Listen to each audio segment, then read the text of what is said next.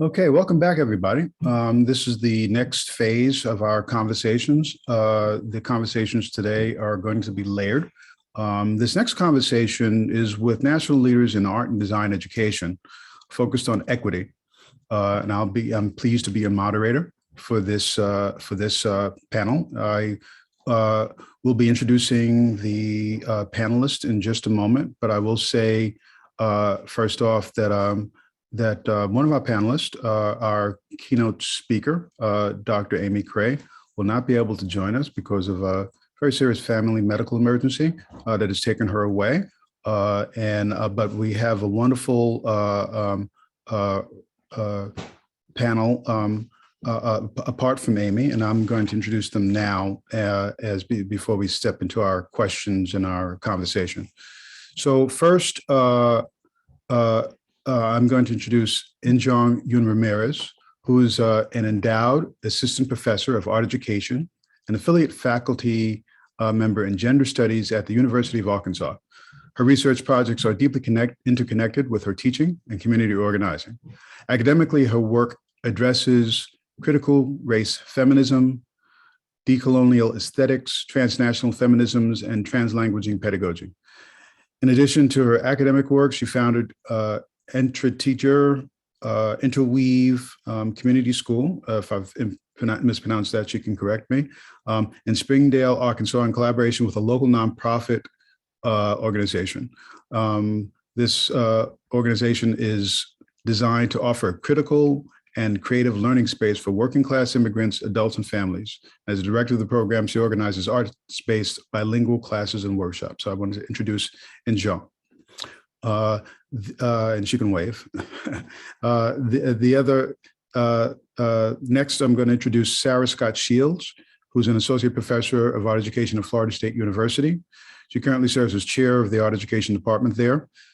She received her BFA in ceramics and art education and her MAED in art education from East Carolina University, and later receiving her PhD from the University of Georgia. She's taught at the secondary and collegiate level for 16 years.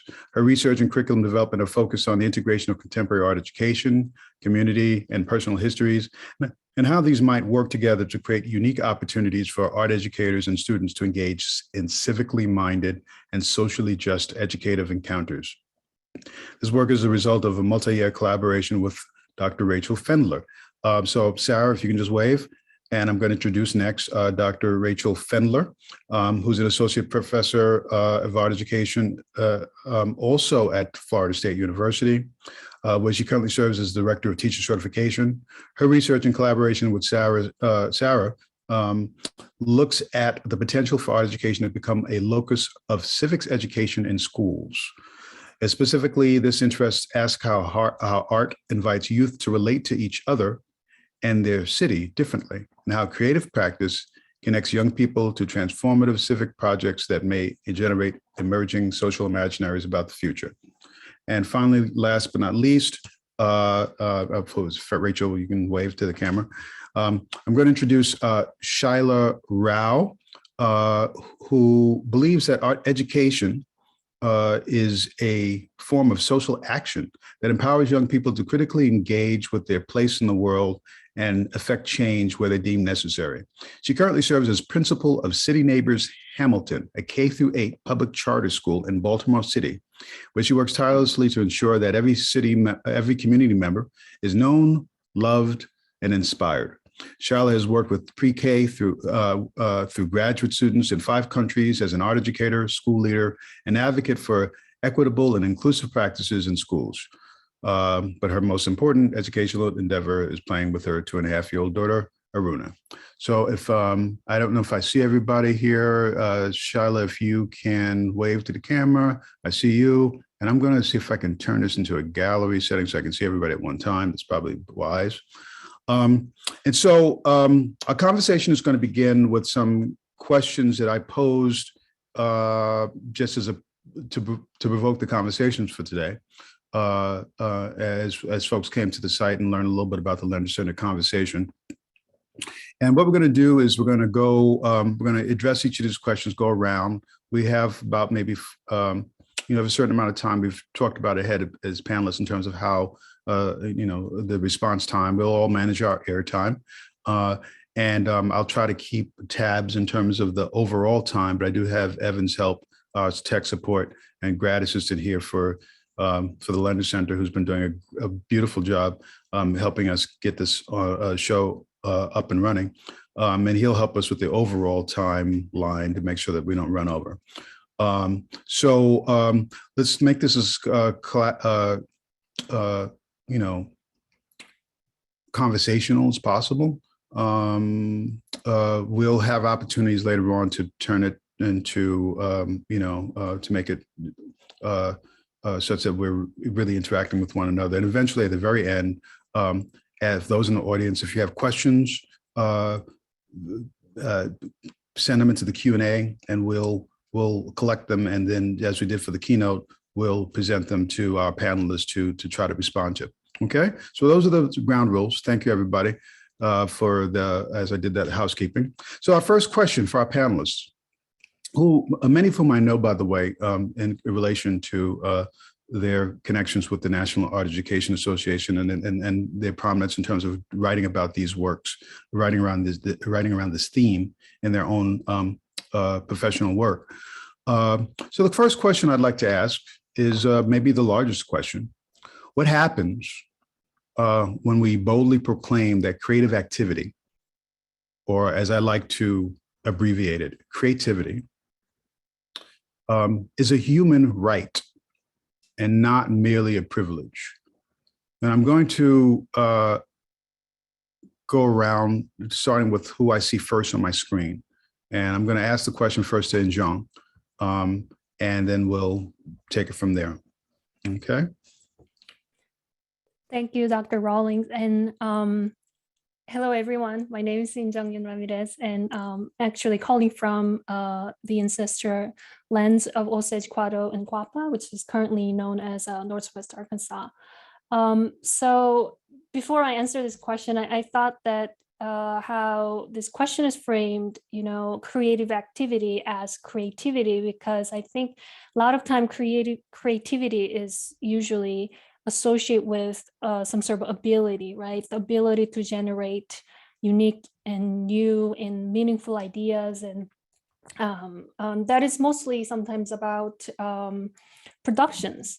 But when you say creative activity, I think that we can highlight creativity as a process, right? It's a practice. So like making different connections between social cultural symbols and questioning pre-existing concepts and reconnecting ideas. And I think that's really key of this question. So I wanted to, bring that up and highlight that, because I think that will lead to my answer. So I would like to answer this question within the context of my community organizing and programming experience. So I like to answer this way. So what will happen if we claim creative activity as a human right, specifically in classrooms in which creativity is not usually considered nor highlighted as a part of learning process? So I founded and have been directing this program called Entre Tejer Interweave, which is designed to offer a critical and creative learning space for working class immigrant adults and families, mainly in Northwest Arkansas. But ever since COVID-19, the program expanded to reach out to many people outside of Arkansas, including, outside of the United States. So it has been growing, but as a community program, it offers art-based bilingual classes and workshops for adults and families. And mostly primary reason why many people join our classes and workshop is to learn or improve English language. And as a matter of fact, when I started offering classes in 2018 at the Immigrant Resource Center in Springdale, Arkansas, the class was called just English class, because that was what a lot of community members who are Latino, Latina, working class immigrants needed the most at the time. So I started offering these classes, and one thing that I I wanted to kind of connect this work to this question is that, when we think about ESL classes, right, the English as a second language classroom usually follow a prescriptive model that focuses on grammar or linguistic rules, and really about correcting the mistakes of the grammar or rules. And this model might be effective in a way that learners focus on really acquiring those standard English linguistic capacity, but the issue is that it really overlooks the creative and critical dimension of language learning, especially for those whose home languages are deemed to be marginal or inappropriate or devalued in our society, such as Spanglish or African American vernacular English, especially in academic settings, right? So when we center creativity in language learning, specifically, let's think about my context, ELL. What we see clearly is that language learning is not a mere acquisition of linguistic rules, but it's a creative process that draws upon multiple linguistic repertoires, not just single one, and questions the social norms of language uses and generates communal modes of sharing our stories. So ultimately, and this is about shaping our identity. Mhm. So I reckon which group, so people are the most disenfranchised regarding their right to engage in creative activity in their learning. And I'm, speaking structural issues such as, policy, curriculum standards. And I think historically marginalized populations in the context of ESL and beyond the United States, immigrants of color, immigrants from the global South who speak different languages other than standard American English. So when we really think that creativity as a center of our learning and also as a human rights, I think it really opens up a whole lot of benefits for those who are historically marginalized and learners who are marginalized in the most classroom environments. Thanks, Injeong. I'm going to just move along. And by the way, the panelists, feel free to take notes on each other's responses, just in case you want to sort of hit back or piggyback or reflect on previous responses from your co-panelists. Next, I'm going to move on to Sara. If I could ask you the same question, what happens when we proclaim creative activity or creativity as a human right and not merely a privilege? Sure. I think, and I'm going to say too that maybe Rachel will interject some because our work is together. So we sometimes talk as a package deal. Okay. Yeah. So we kind of took some notes while you were speaking early on in the day, thinking about acknowledging a capacity to make change, what happens when you signify life is life that matters, and understanding that as a basic human right. And that you mentioned competing for survival in stories that sustain ourselves, and perhaps creativity and creative activity as an entry point into learning about and telling these stories. And that's really what the work that Rachel and I are doing together, which works with secondary art teachers and social studies teachers to situate art making and arts-based inquiry as a way to investigate local communities and introduce civic learning and civic engagement with young people. We really, and I'll let Rachel talk a little bit about this, but we really see civic participation as a place for creative activity to flourish. So I might toss it to you, Rachel, and then. Yeah, thanks, Sara. One of the some of the concepts that are really grounding our interest in and kind of talking about art making as kind of a locus for civic learning, and specifically learning about civic engagement in schools, is the notion of cultural production that Garcia de Fernandez has written, I think, deeply about, or more broadly, the question about cultural citizenship, which I think is a little bit more of a conversation in the UK, but it's a question about, recognizing the right, and this was so nicely framed by you, Dr. Rowling, at the beginning of of the event, of the entitlement and the need for young people to have an ability to participate and interpret the social narratives in which they're part of. So so cultural activity and creative activity is not superfluous to being a citizen, to being able to engage in society, which is so caught up in stories and narratives and visualities that kind of capture us. And so Sara and I are really interested in explicitly saying that artwork has a contribution to citizenship and has a contribution to the rights of young people. And this is kind of where our work begins. And we're working on the level of curriculum development with students, but this is kind of the guide of our current collaborative practice. Okay, cool. Anything more, Sara, or should I move on to Shyla? I can say quickly, I think when you think about creativity as a human right, it involves an expansion of what participation engagement might mean. So moving outside of kind of traditional ways of thinking about engagement and participation, for us, that's kind of civic participation, and starting to think about possibilities for helping young people imagine their world differently. So really thinking of imagination as a creative act that's afforded as a right to everyone. And that's when creativity, and I think art ed, has the potential to be really radical in the ways that it allows our world, our students, to conceptualize their world differently, and start to see the world differently, and use the art classroom, to not just imagine their world differently, but as they move out of a space where young people often don't have many rights, right? We have this in Florida, especially, we have this parents' Bill of Rights, but that doesn't really include the students' rights. But asking students then to consider, how do they want to live into the world differently, and start to use that kind of creative ways of thinking to start envisioning the world and doing the world differently.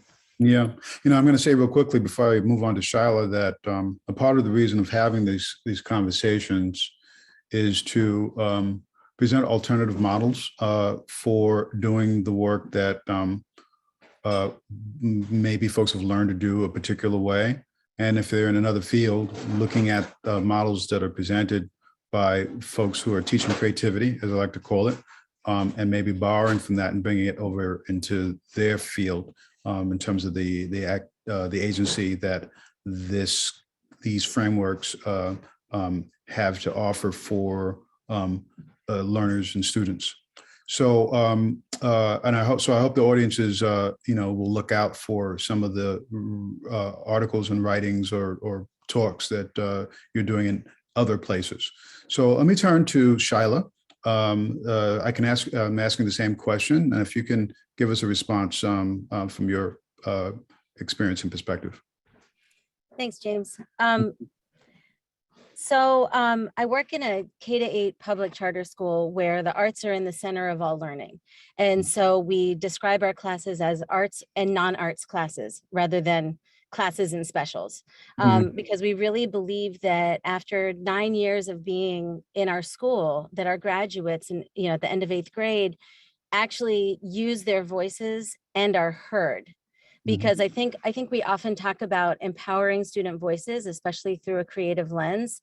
But I like to think that their voices are empowered, we just aren't listening. And so how do we help them find avenues for expressing the things that they're seeing as they're critically engaging with their world? How can they find ways to effectively be heard in a world that doesn't usually listen to young people, especially young Brown and Black people in America? And when Injeong was speaking, please jump in if I'm sort of misrepresenting what you said, but I really connected with this idea that language learning is usually just this mimetic process in traditional settings, and that you're finding this way that creative expression can be an entry point.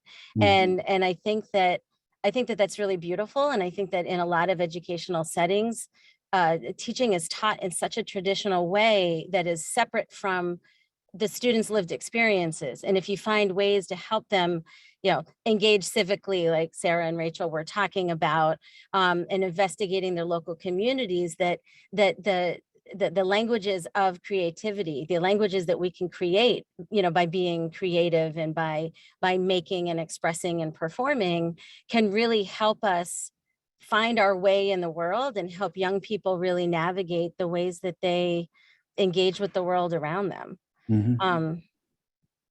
It's really what I got, James. Yeah. No, and I want to give Injeong an opportunity to respond to that. She asked if she was getting correctly interpreting what was going on. Did you want to? Oh yeah, absolutely. Thank you, Shyla, for mentioning that. And I think,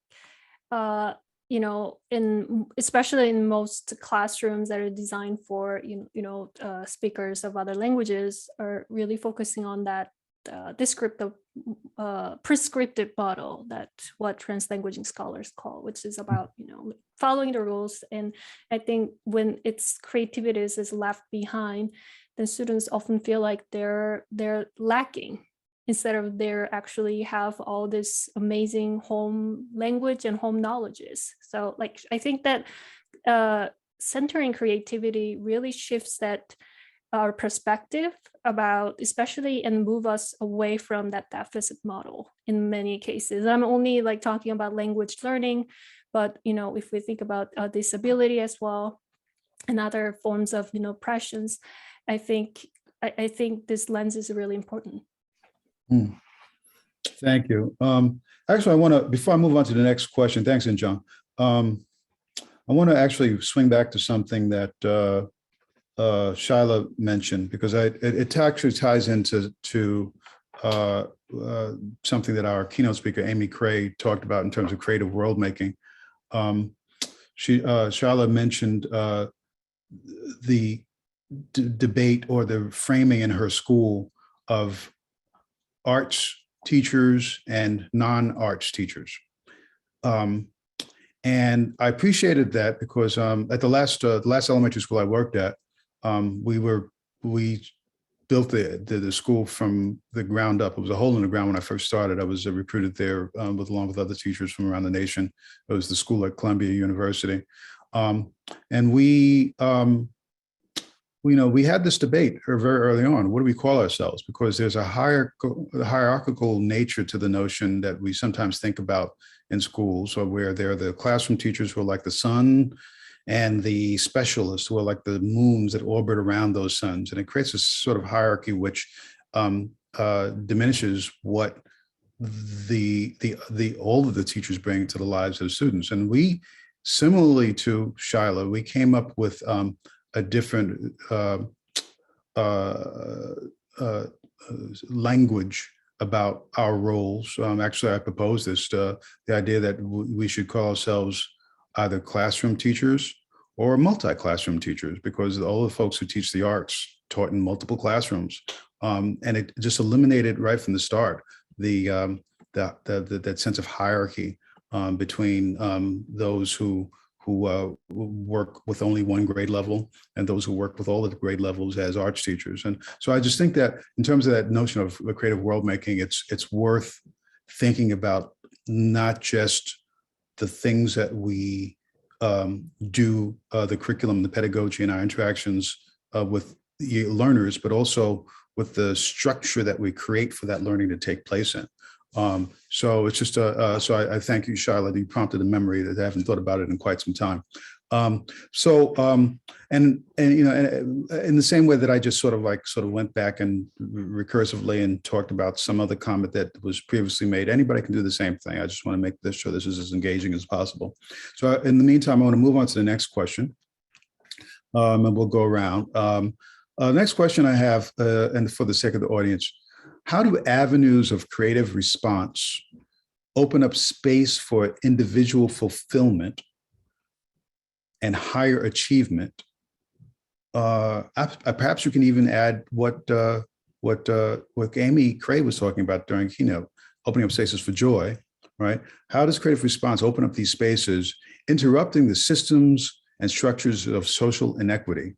And I'll add a term that Injeong mentioned, interrupting the systems and structures of deficit models of thinking about young people and learners.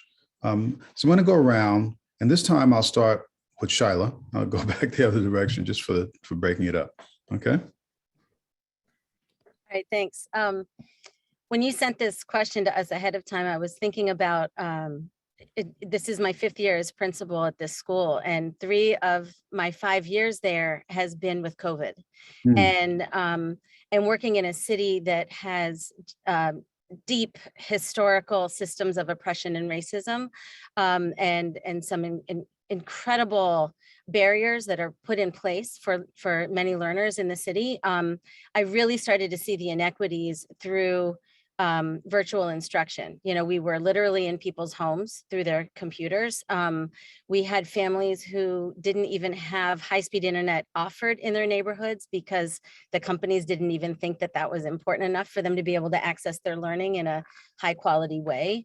And I really, I really realized that we needed to create a space as they are returning back to school that helps them navigate all that they've endured in the last 18 months when we were virtual, and how to come back into a space that is a social setting that helps them find joy. And we've all lost the reality of what life was like before the pandemic, let alone different losses that students had during this time. And so it's interesting because the entire first really 2 months of our school year has been focusing on creative expression, having students find ways to make meaning of where they are in the world, in the school, with each other, helping them and the teachers, to be honest, find joy in this work, because it's really quite a phenomenal reality we're living in right now. And it's really through the arts and creative expression that I really see young people being able to connect. Like what Injeong was saying about the deficit model, I think that a lot. The last 25 years I've worked in urban school settings, and I find that teachers often approach students who show attention, that they're showing attention in different ways, through their lenses of judgment and their own cultural biases. And they often say, well, I can't take the kids out of the building because they haven't shown me they can, they can hold it together with materials in the classroom. And I really believe that it's through creativity and through giving them that space that they will rise and they will grow, and that's where they can really engage, especially in a time right now where we're in a tremendous transition in their lives.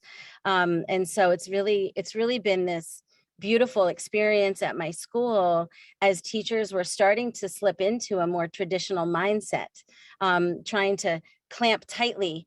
And we had a couple really explicit conversations as a staff that, why don't we give them the space and see what happens? Yeah. And so suddenly science experiments were being done in the field, and kids were going on walking field work, and the classroom opened up again into the larger world. And it's really amazing how that has transformed especially through creative making in our school environment. Yeah, I mean, Shyla, that notion of give the space, give the access, let's see what happens. It ties in with I don't know if it's a mantra or just an approach that I have that oftentimes we need to get back to the what if and the why not. And simply by that, I was asking those very simple questions, we begin to move beyond the strictures and structures that we've either inherited or that we've placed on ourselves or that have been placed on our students. So thanks for that and for the work that you're doing in your school. I want to move along to Rachel. Going backwards. So Rachel, do you have any responses?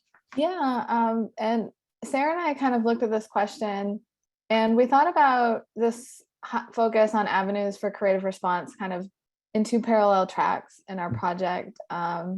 One of which is kind of creative response and curriculum. And I think Sara, I'll leave that for you next. And another is kind of creative response in terms of curriculum development. One of the projects we've been most recently engaged in is working with teams of art and social studies teachers in kind of a semester long project. There were 4 teams and Sara and I were present to think about the project of teaching civic engagement in schools. And really, we're curious about how this project of collaboration was so important in terms of a creative activity of fulfillment for teachers to create a space to approach their curriculum through kind of a new and interdisciplinary lens that brought kind of creativity and a rethinking of their practice. And especially after hearing the remarks of our keynote speech about how to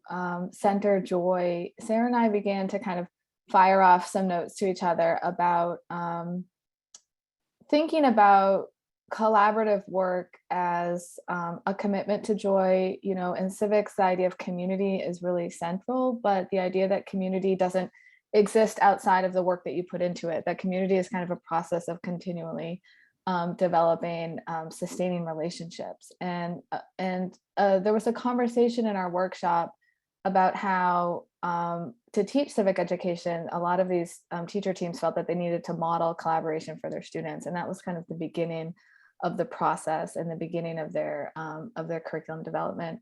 So there's a conversation in our project about how does one become creative within their practice? How does collaboration and community and perhaps kind of joy and creating these spaces of recognition and sharing contribute to that? Yeah, I mean, you bring back a memory.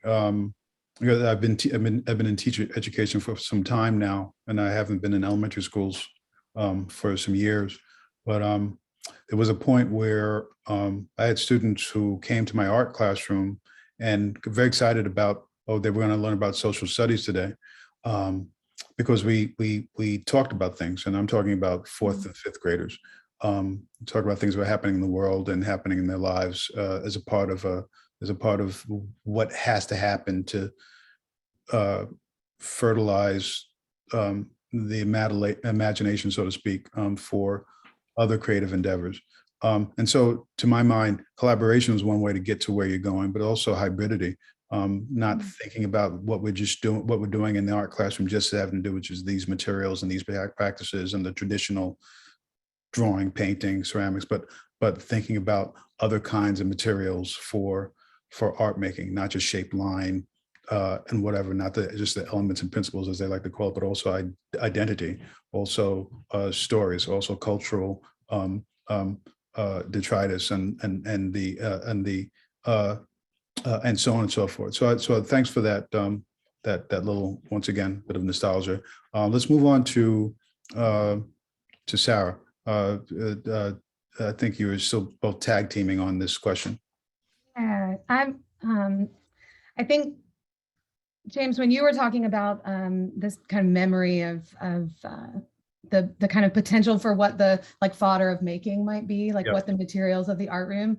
And then Shyla, you talked really beautifully about your school kind of emerging from COVID and rediscovering spaces outside of classrooms. And for me, that's really where Rachel and I are interested in the potential for curricular communities inside of schools, and that schools themselves should be collaborative learning communities amongst the teachers, amongst the students, amongst the administrators. And Rachel and I have thought a lot about what happens when everyone is learning the same kinds of things together, which Shyla, you talked a little bit about, like when science is happening alongside and outside of the science classroom. And for us, we see tremendous potential for the art classroom to be the kind of nucleus for the collaboration. I think art teachers are oftentimes the only ones in their schools, and so they're yearning for collaborative moments. And so we've really asked the teachers in the project that we're working on to work with other teachers to help use the community itself as the material for thinking and making, and using art processes as the mode of investigation, and that you can do artistic kind of informed research in a social studies classroom and in a language arts classroom.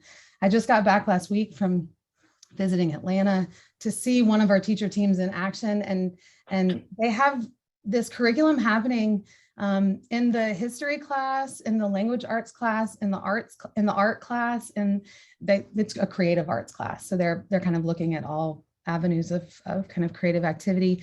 And what's really exciting is that one teacher took the kids to Piedmont Park and talked about historic speeches that happened in that space. And then another teacher took them on a walking tour that was led by a group of community members that wanted to remember the Atlanta race riots. And then another teacher took them on a walking tour. She videoed a walking tour of the immediate neighborhood. And what was happening inside of these classrooms was that the students were learning about the history of their community through kind of creative engagement, through making, through conversation, through movement, through walking, and the possibilities that really open up for kids to start to take ownership of the places they live in, the schools that they're a part of. And that's when learning really kind of comes to life. I think, you know, when you start to open up opportunities for kids to do kind of extended investigation across a school, you break down those hierarchies of which classroom is more important than the other, because you can't do something in one without what you're doing in the other. And so that's a really, I think, exciting space for students to have individual fulfillment, but also that kind of plays into the process of getting to know the community that your school is a part of, which I think starts to open up opportunities for interrupting these systems of social inequities. When you start to see the place, this is a private school situated in South Atlanta in the Brownsville neighborhood, which is it's a neighborhood that's in the midst of gentrification. So it's a very real opportunity for students to learn about those past concepts in a present in a present moment. Yeah, yeah, and once again, I appreciate the effort to sort of rethink what is possible working with young students. Oftentimes we have a very, very limited, narrow notion of what we're supposed to be doing in classrooms, what kids are capable of. They're capable of so much more typically. To that end, I just posted up an article about our political cartooning project that I did with fourth graders at the last elementary school that I worked at that was quite successful. And I shared about that. And once again, you're churning up lots of good thoughts for folks to think about in terms of their own practices. I want to move next to Injeong on the same question. If you could give us some of your thoughts. Absolutely. So in the specific context that I'm working in right now, you know, Northwest Arkansas, and with the community program with Latinx immigrants, and majority of the participants are also women, so I want to call Latina mothers. And for them, you know, the program has been educational for sure, because that's why they sign up for the classes. But some things that they've been mentioning is that it has been safe space for them, and a lot of them, and again, to give you a little bit of background, the Arkansas in terms of, you know, geographical context is very different from like Texas or Arizona, where there has been, you know, generations of, you know, Mexican American communities. And here, a lot of Latinx community is first generation, brought by mainly poultry and construction companies here located in Northwest Arkansas, including Tyson. Mm-hmm. So a lot of my participants are actually poultry worker or, you know, construction workers. And they came here like literally like a few years ago or sometimes 10 years ago. And a lot of them have like many kids. So I learned that, you know, empowerment of their identity and their home languages and also their bilingual identity is not only fulfill their, you know, their own sense of achievement or empowerment, but it's also generational because it will lead them to think about their home knowledge and the asset very differently. And I haven't done any research about that. And one of the rule as a kind of scholar is that, you know, I'll be very careful with kind of collecting data from this community. But I've seen so many narratives and kind of responses how, these mothers really feel different about their bilingual identity and what they can do and how they want to now participate in school and differently. Because often they said, they're invited to these ESL classes because Springdale School District, for example, 50% of the students are Latinx. So a lot of schools offer ESL classes for their parents, but they don't necessarily reach out to these parents for their feedback, right? So like they're thinking very critically now, like, why can we participate more in terms of, curriculum and, school policy? And I think that creativity or the creativity offers this safe and meaningful space, and that leads to critical thinking as well. And because they feel like I have a right to question these things that are taken for granted. So I've seen some of those, these little narratives, and which has been really great. And the other example, which is kind of resonate with what Shyla kind of mentioned, is that when I was teaching at elementary school, when I gave a writing assignment, and it was a interdisciplinary curriculum about multicultural awareness. And when I gave a writing assignment based on the contemporary artist talking about class issue, because that school was located in our school, and a lot of students are, from working class and a lower socioeconomic class. So, and one student, I remember, he wrote like 3 pages. He never really wrote that much. And he's usually kind of like, not really engaged in a lot of those like curriculum contents. And then he said, when this artwork resonates with my perspective and experiences, he's just said, oh, Miss Yoon, I can't just stop writing about it. And I was just thinking about that story as well. So. Yeah, thanks so much, Injeong. And these stories matter. I'm going to before I jump to the next question. Shyla wanted to respond to a previous comment from one of the other panelists. So I'm going to jump back to Shyla.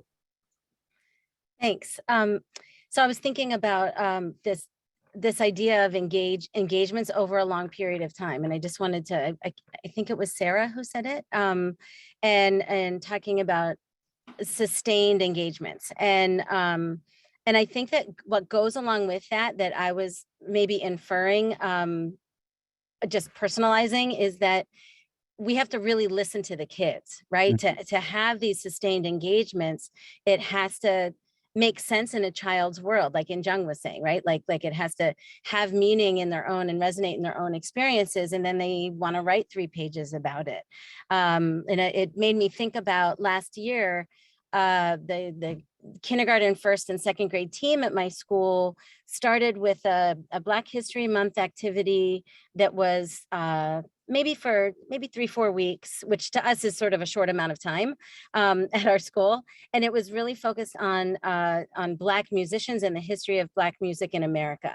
And the kids were so excited by it that each grade took a different avenue in relation to music in America through the African-American experience, and really spent the rest of the year in an extended project study. So, the next 4 months or so was focused on deeply engaging in the ways that they were showing interest, and they created instruments, and they performed, and they had people in their lives come and perform and talk about being a musician. And it was just really, really incredible. But I'm just loving hearing this dialogue and thinking about how important it is that we as educators in the arts and the non-arts worlds, how do we really truly listen to what makes sense for the students and what has meaning for them?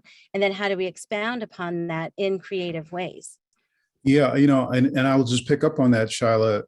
There's a couple of profound things that we're actually getting at by having this conversation, just in terms of the realms that all of you are teaching in terms of the grade levels. If we're talking about creative world making, going back to our wonderful keynote speech, starting early with youngsters to help them have the agency that they can create worlds that actually matter.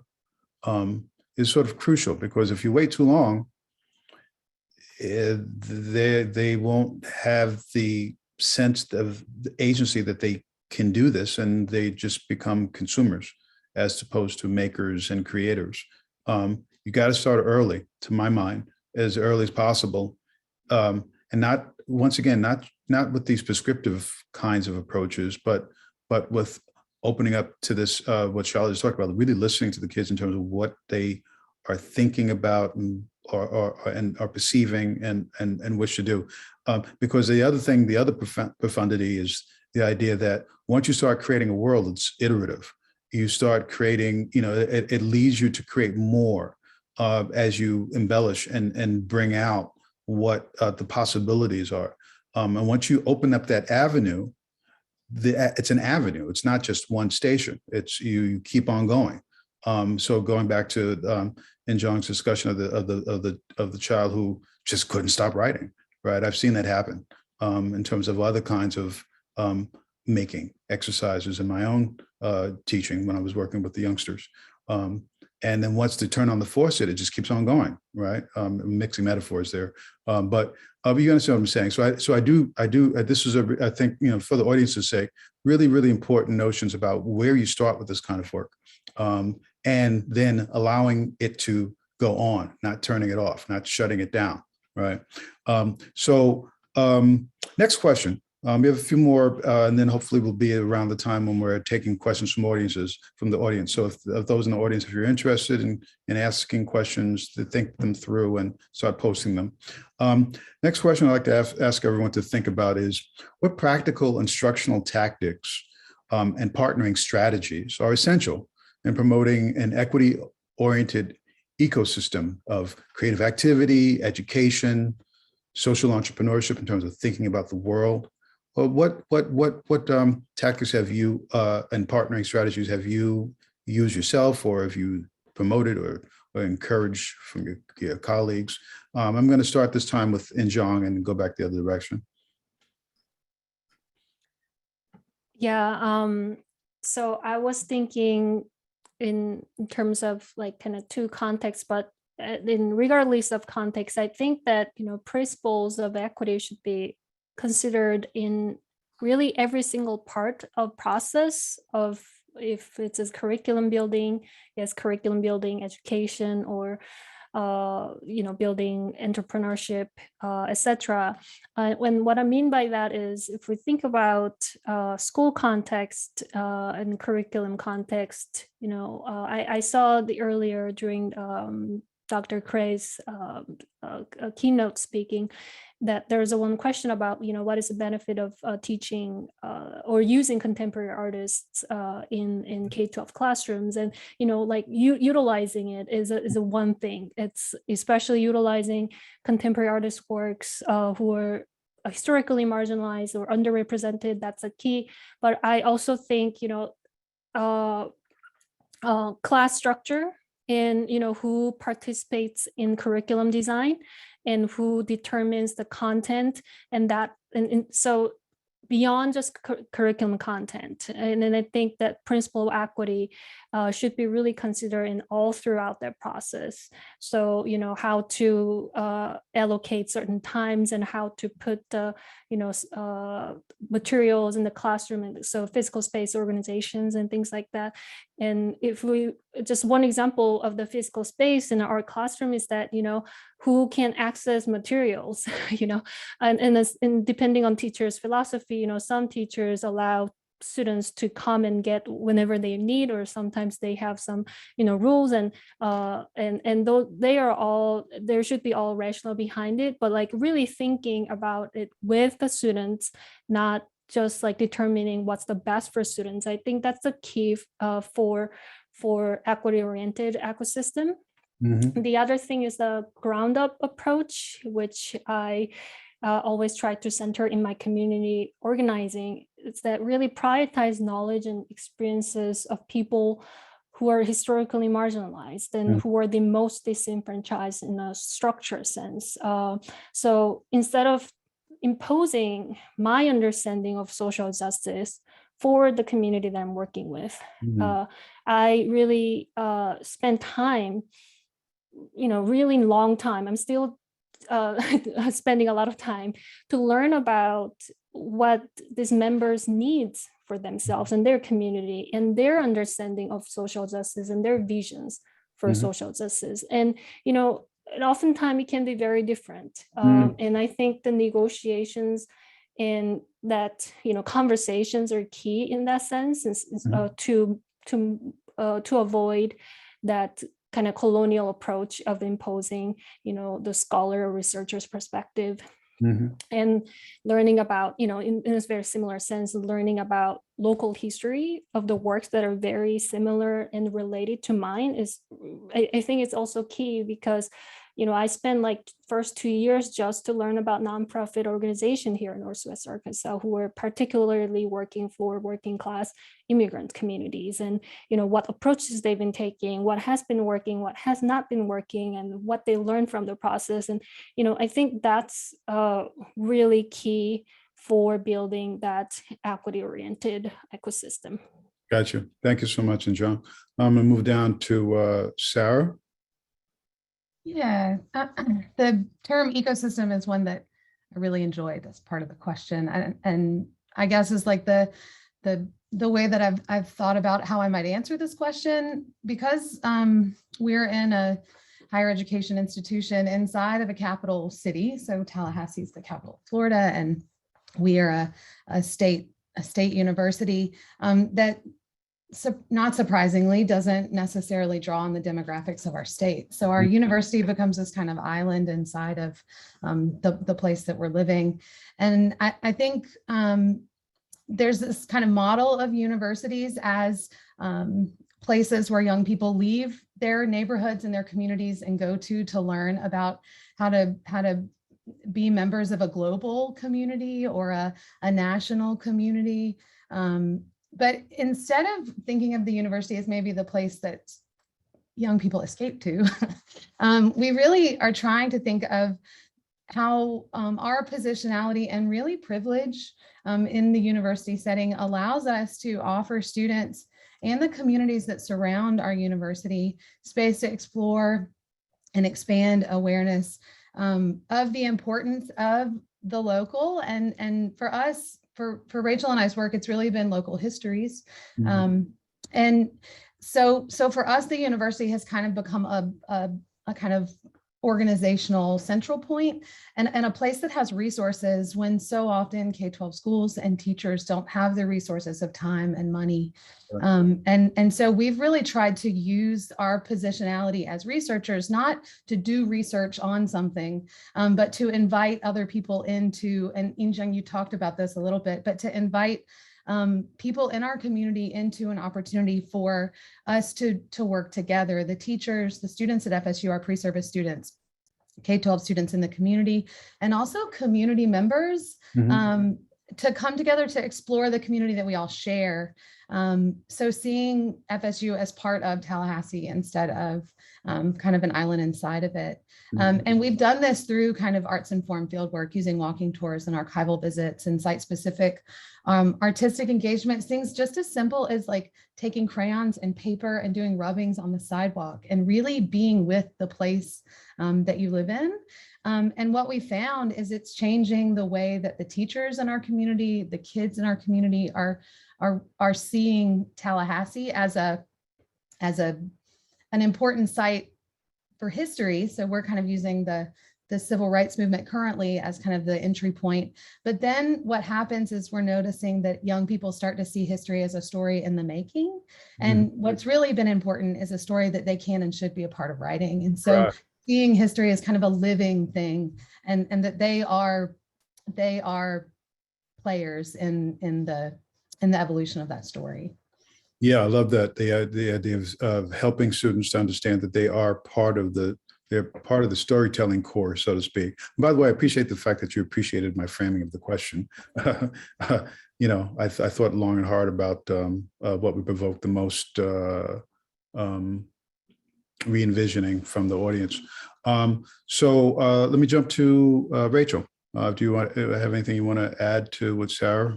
Sure, since offered the opportunity.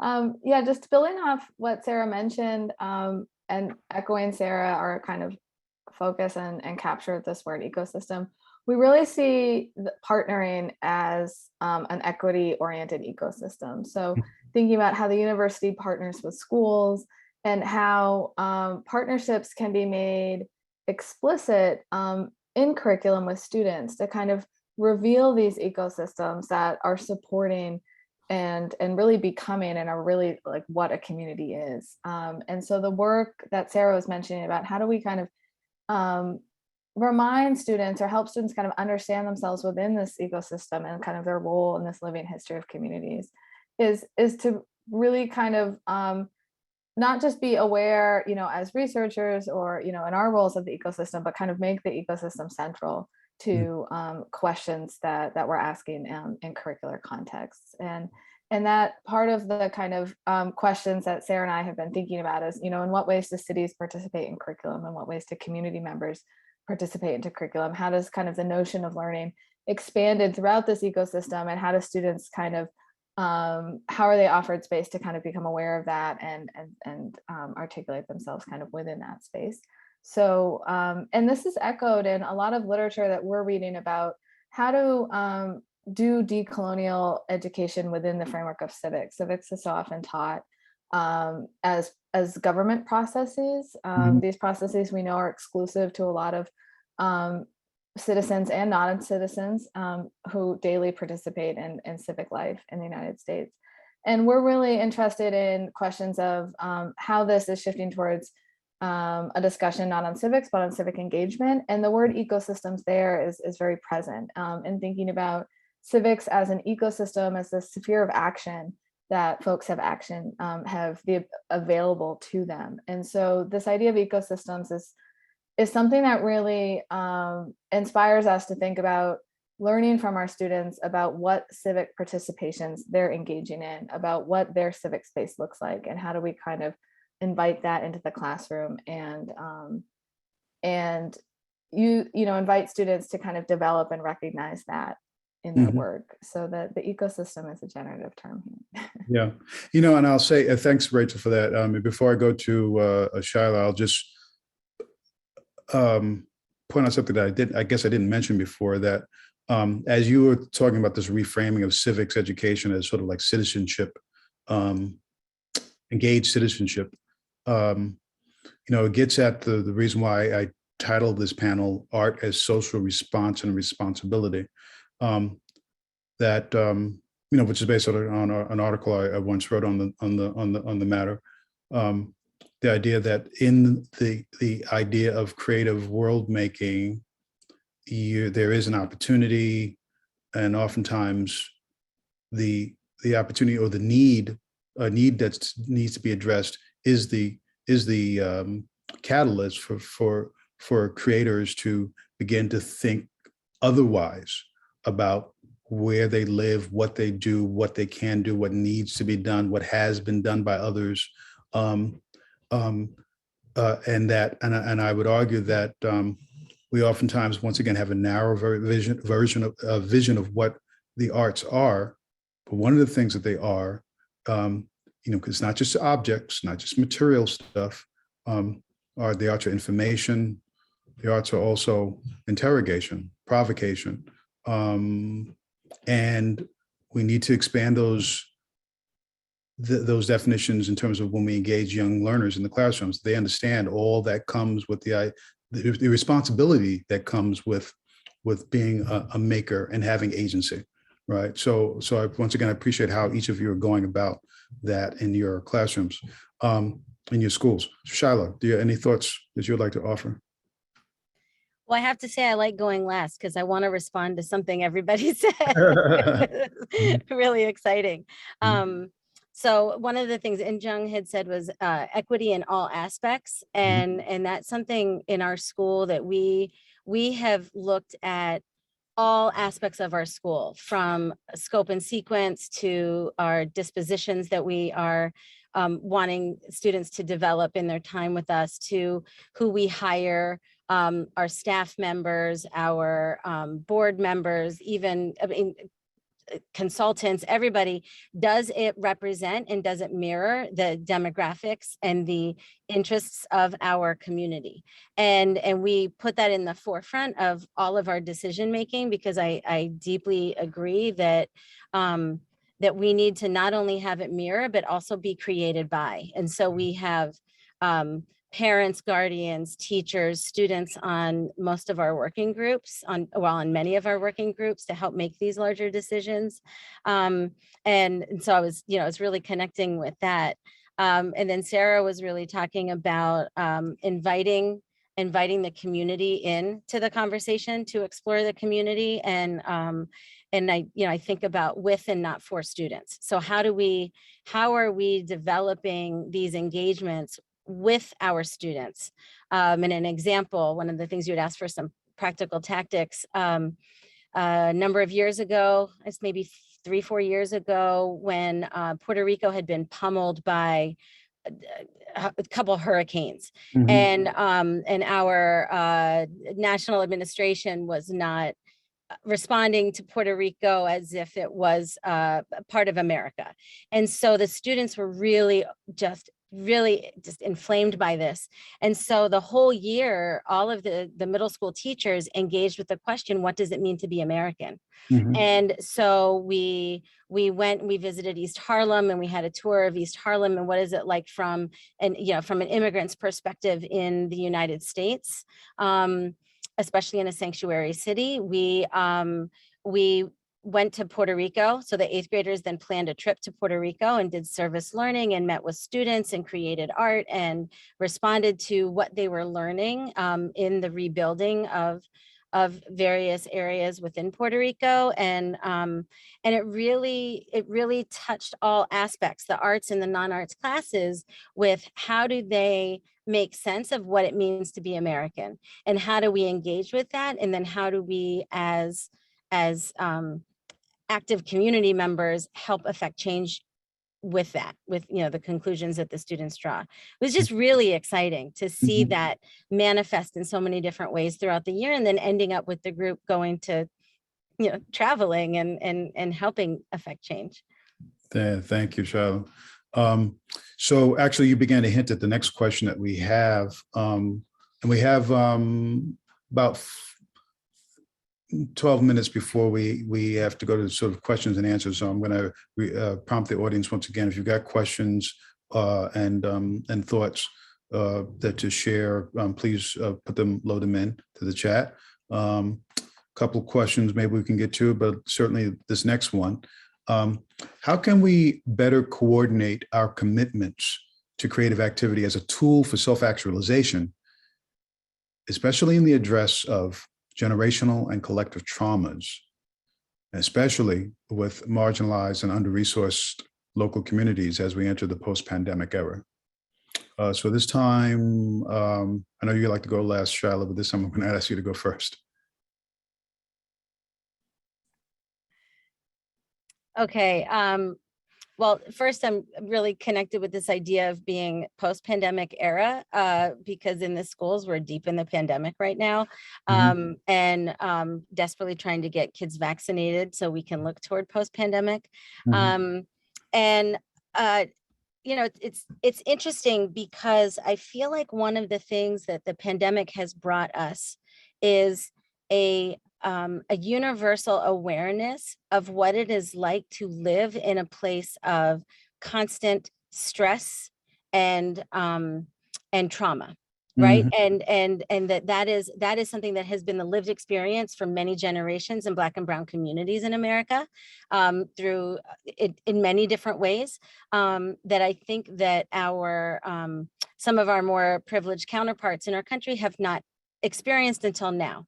Right. And so I don't really know if I have a true response, James, but I sit with that right now, with how do we bring that kind of awareness and dialogue into, yes, you know what, it has sucked for you for 18 months. For some people, it's been 18 generations, right? So how do we navigate that? And how do we, we've embodied this from all places of privilege and experience, and how do we bring that into a critical dialogue to really allow that to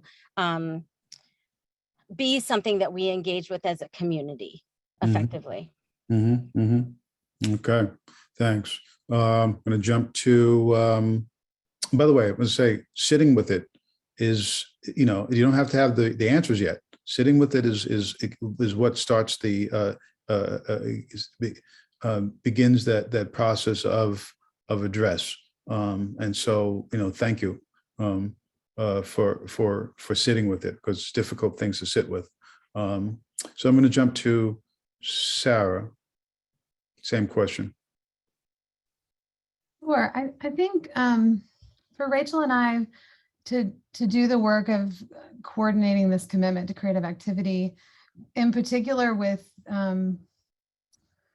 attention to marginalized and under-resourced local communities, Rachel and I are operating from multiple sites of privilege in our whiteness and our position as university faculty. We're now tenured, which is a whole nother kind of level of kind of privilege that we're kind of functioning from. And I think for us, it's been really important to use our position of power and privilege to create space that kind of, where normally I think privileged bodies take up space, I think to step to the side and give space to others has been something that Rachel and I have really tried to focus on in the way that we're kind of doing these curriculum development workshops. We've asked specifically to only, in the first iteration of this teacher team project, we're only working with schools that are located in communities that are historically Indigenous or Black or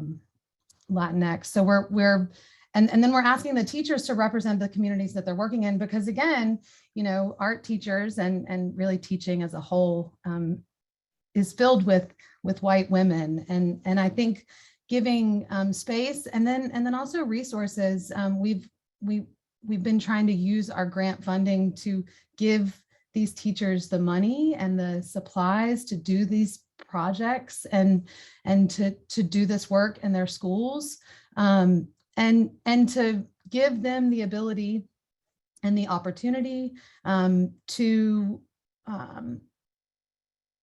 expect and ask their students to do the work that artists do instead of doing the work that students do.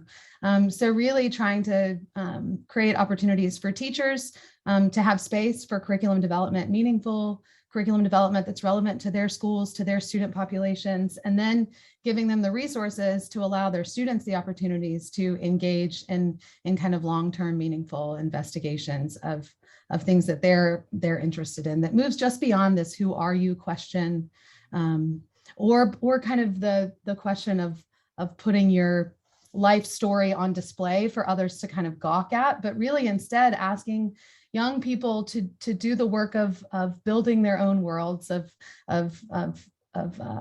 doing the work of artists, really the work that creatives are doing. Yeah. And so for Rachel and I, it's been important for us to do some of this stepping to the side and using our access to resource and space and time to give that space and time and resource to other people. All right, thanks. Rachel, do you want to add anything? Sorry, yeah, Rachel, yeah.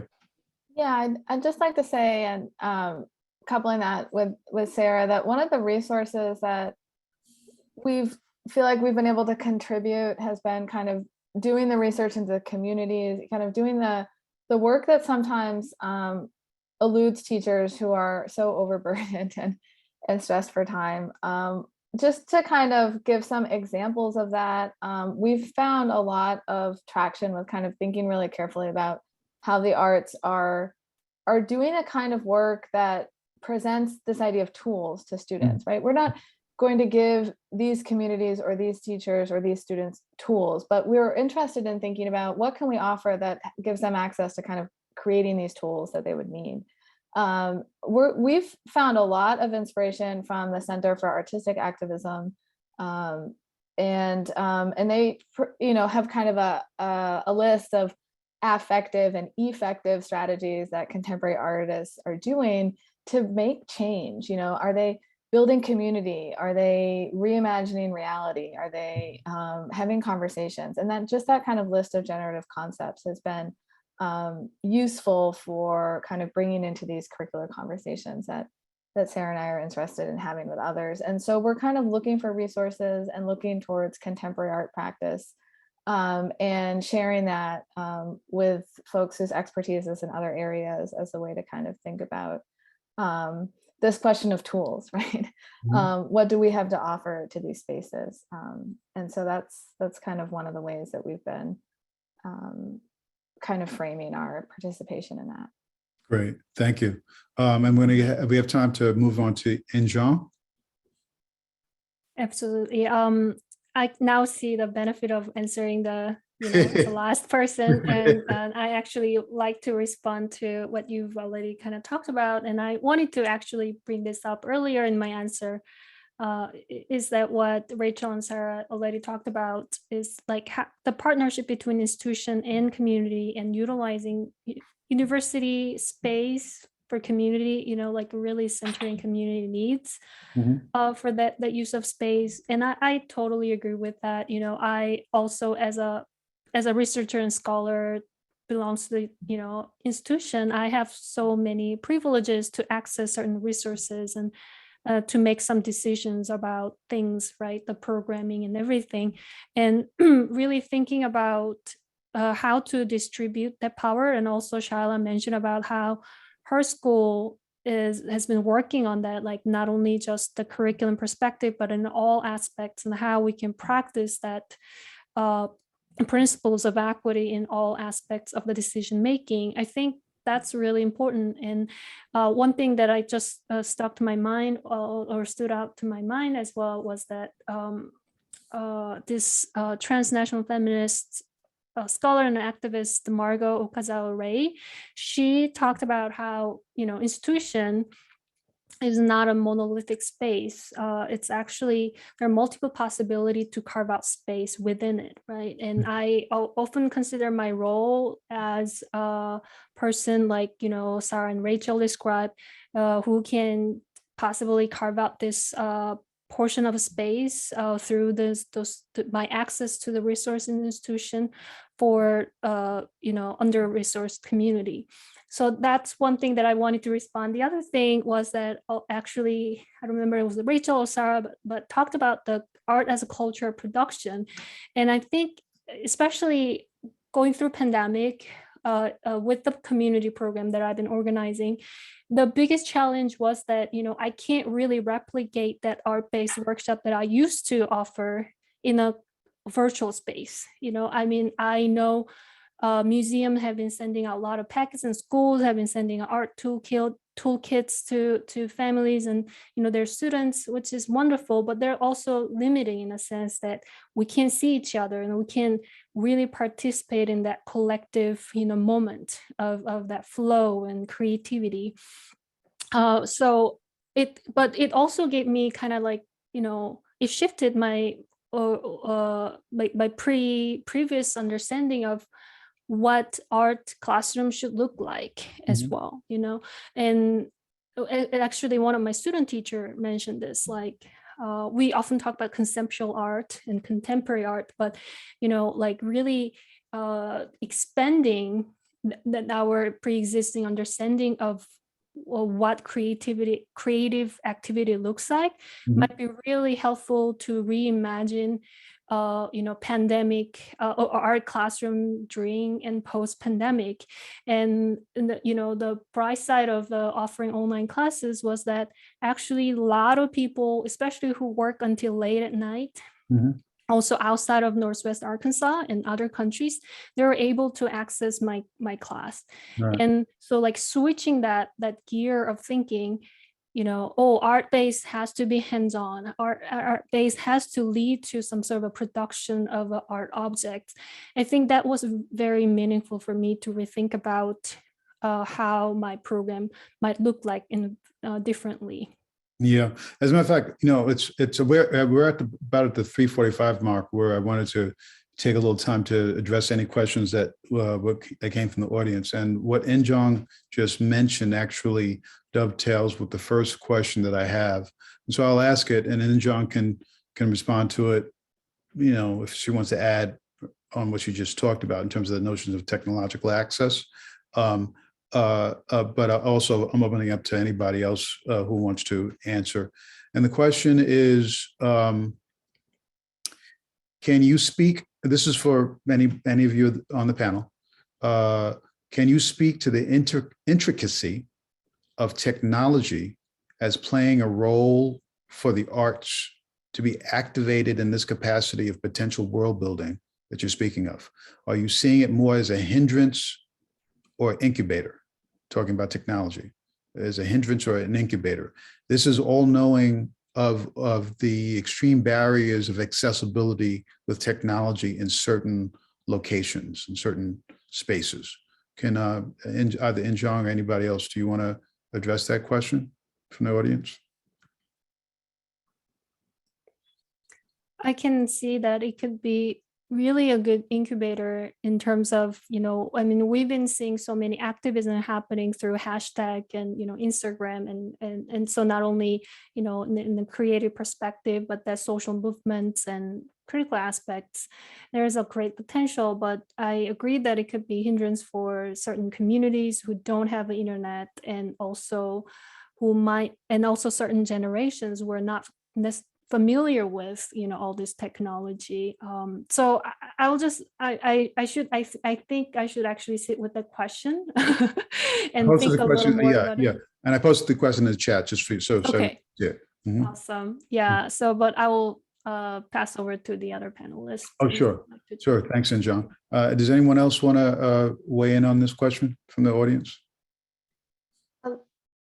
I can't speak very intelligently about the intricacy of technology because it's a little bit beyond me. But one of the things that Sara and I have been relying on a lot with technology in our project is how it kind of expands access. So if through kind of, we've been relying a lot on archival material, and the digitization efforts of the state archives have been really valuable. Google mapping and mapping apps, the ways in which classrooms can kind of go beyond the classroom without requiring resources to do so has been useful. At the same time, I think we're really sensitive to what we've been hearing from art teachers about students not being able to connect and not having the kind of access to be able to do school outside of the classroom. So it's you know, we're not kind of believing that, you know, that everyone has access and that our students are kind of these digital natives, but we think that there can be a lot of use of digital resources in classrooms that kind of break away from this deficit model. Well, if you don't have the resources to take a field trip, then it's a loss for the school. I think there's a lot of tools now that are increasingly create kind of access to spaces that that are really exciting and that we're trying to use when we're thinking about kind of this place-based pedagogies without you know, requiring all of these trips and things like that for students. Great, thank you. Anyone else before we move on? Okay, and I'm just double checking with Evan to see if there's any other questions. It looked like there might be another one, but it didn't come through. I'm just double checking because if there aren't, we are going to, I do have one final question to pose to the panel, and you can use it as your close to couch your closing remarks as well as we come to a conclusion for this panel. So I'm going to ask this last question. Let's, for the sake of closing out a really robust discussion, I do thank you all for engaging and really connecting and listening to one another. The question is, what are the benefits of centering art and design practices and culture creation through a social justice lens? What are the benefits of centering art and design practices and culture creation through a social justice lens? And I'm going to ask the panelists to address this. I'm going to go around to each one, and I'm going to ask that you use it as your response as part of your closing remarks as well. So I'm going to start with, let's see, let's go to Shyla. All right. making me go first again, huh, James? I mean, I think the beauty of the arts is that it provides us with multiple languages for making sense of our world, right? And engaging with artistic practices, with creative practices, really helps us look closely, reflect, be critical thinkers, use an iterative model where we can return to our thinking, we can see it through new lenses. And I really think that that's a crucial way to help young people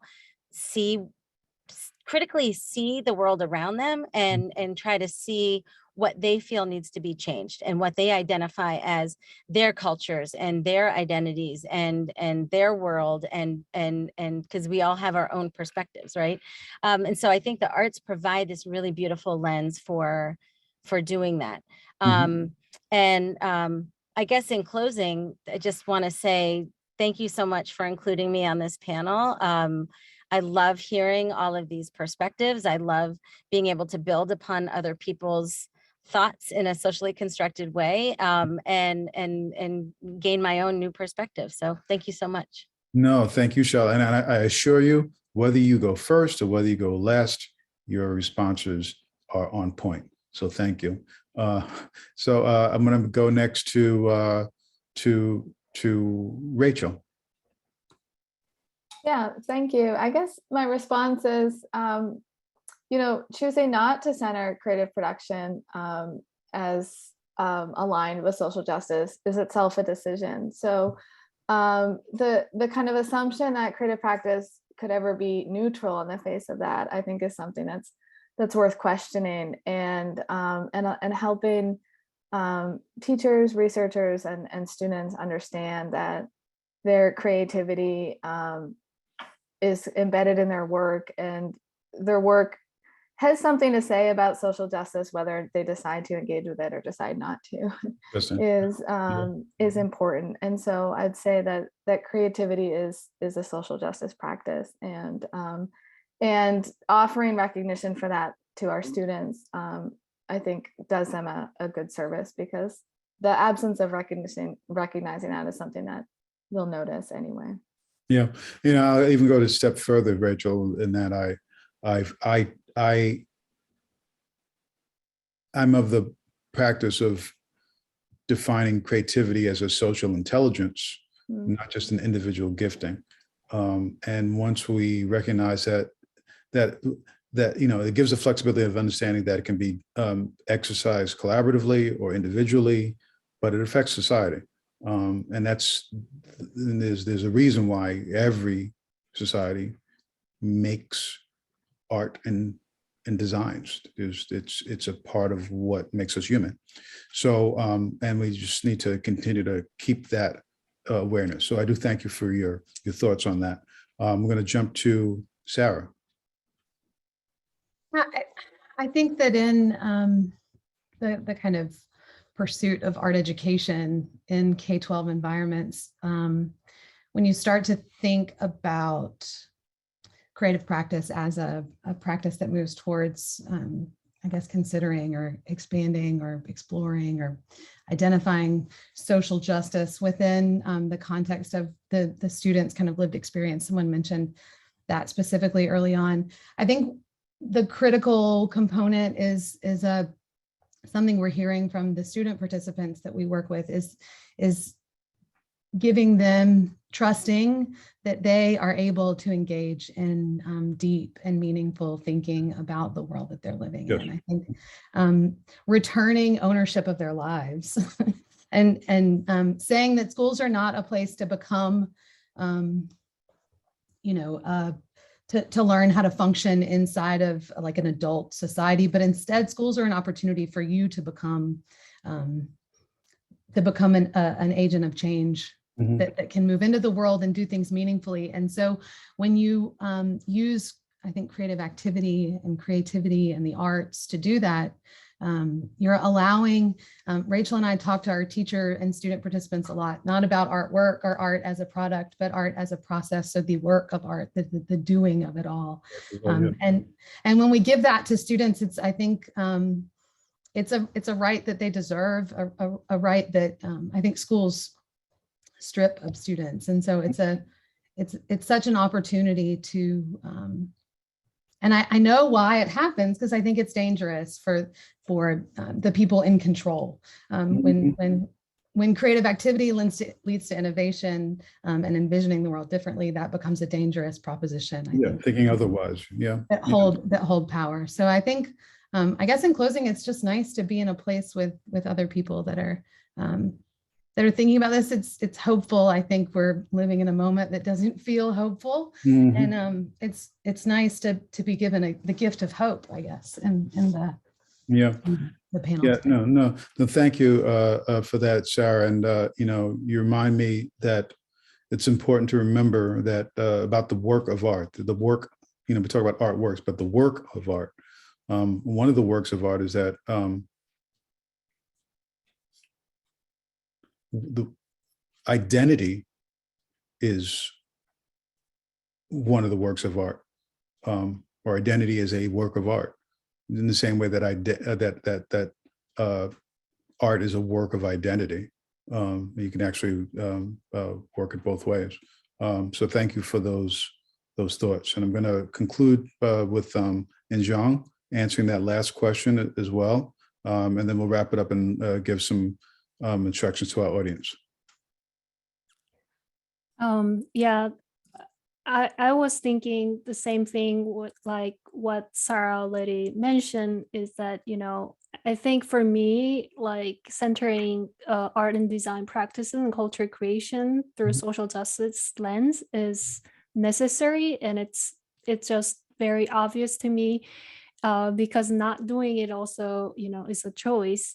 And I think I already mentioned so many times how, creativity connects with the criticality, and also particularly for historically marginalized communities. And in that sense, I think I already articulate enough about the benefits of centering. And also to add that, when we again think about art as a cultural practice, I think it's very necessary to engage with artistic practice in any form through these critical lenses, because art is not made out of in a vacuum, right? So it's always contextual. It's always born out of the social, cultural symbols and histories.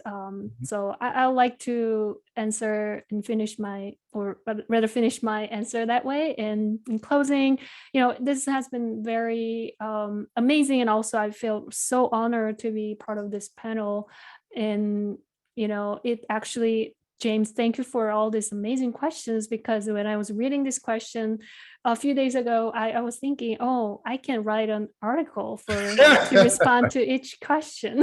So yeah, thank you for the amazing questions. And also, I'm still thinking about that, the question about the intricacy and technology. And yeah, but I would like to just wrap up here. Thank you. Thank you, Injeong. And I want to thank all our panelists for the rich round of discussion, for once again, for the attention to one another, and for their deep reflection on these questions. It's been my honor to be able to moderate this discussion, because, like as I said, I've been thinking about these things for quite some time.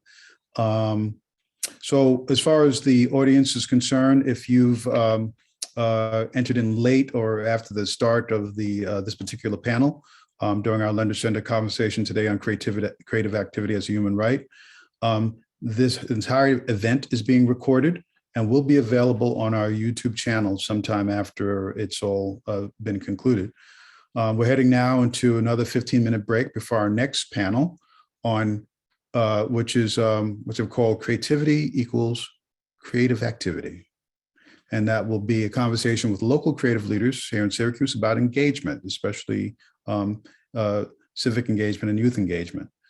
So with all that said, during our break, if you have a moment to, and if you didn't see it before, we have a curated selection of paintings and drawings and an audio recorded statement about by Audrey Frank Anastasi, a contemporary artist, about her refugee series.